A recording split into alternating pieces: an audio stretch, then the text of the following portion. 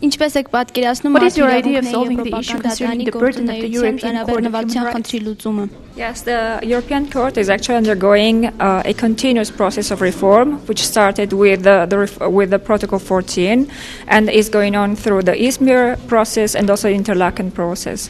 So this means that the court is really aware of this issue, and actually now there are some mechanisms which the court has started using that I think should be used even more, frequently. One of these is a possibility for the court to adopt a pilot judgment procedure. This procedure entails the suspension of all the pending similar cases which are brought before the court. It is clear that one problem highlights that there is a systematic or systemic type of violation. In this way, through the pilot judgment, the court is able to stimulate the country to adopt reforms and to address all these problems in a systematic way, which means that all these cases which are pending before the court are not going to be examined, and the court is actually also stimulating the national authorities to conclude a friendly settlement. So this kind of friendly settlements require the involvement of the court and are concluded between the respondent country and an applicant. And in this case, it's also very important that respondent countries are aware of the importance and also the effectiveness of this friendly settlement. Also because, for example, these friendly settlements are concluded under conditions of anonymity, of confidentiality, which might also respond to the interest of a country. And also there is, I think, an important approach that the European Court should adopt is the court should become more specific in terms of what the violations are and what could have been done in order to avoid the violation. Because often when the court finds a violation, it only says, yes, there has been a violation, for example, because there was a violation of the principle of proportionality. I think that the countries often need some guidance in terms of what could be the alternative to avoid and to prevent further violations.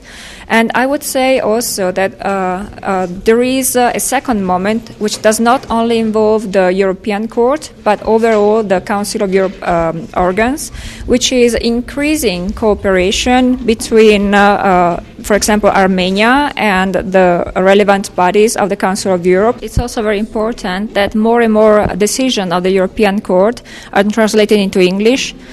So in this way, lawyers will have the chance of understanding the case law, and so also the chance of having a decision of inadmissibility will be reduced. The European Court is actually doing that, but for what I've seen, the decision translated in Armenian are still very few.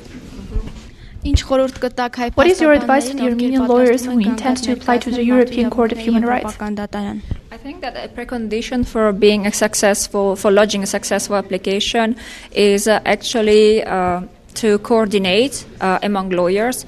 So in this way, it is possible to exchange opinion, to exchange also experience in terms of what are the cases and what are the mistakes which other people have made, so that everybody can learn from each other.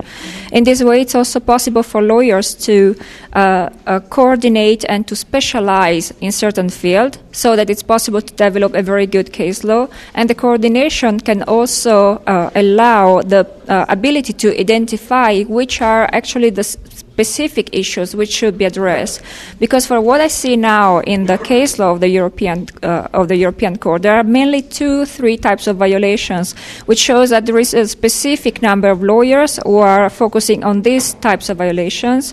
But I think that actually the approach of lawyers should be really to have a general overview of the system and to understand that their work has to be strategic in terms of getting those decisions which are going then to lead to reforms through, for example, pilot judgment, through forms of collaboration and legal reforms.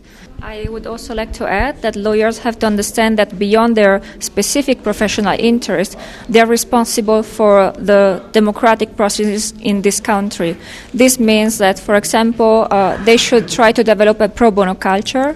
And also another important moment, when they collaborate with international organizations, with NGOs which get specialized, for example, in certain cases, lawyers should understand that the information about the European Convention should not not remain in the hand of few lawyers and a few, for example, NGOs who specialize in certain issues.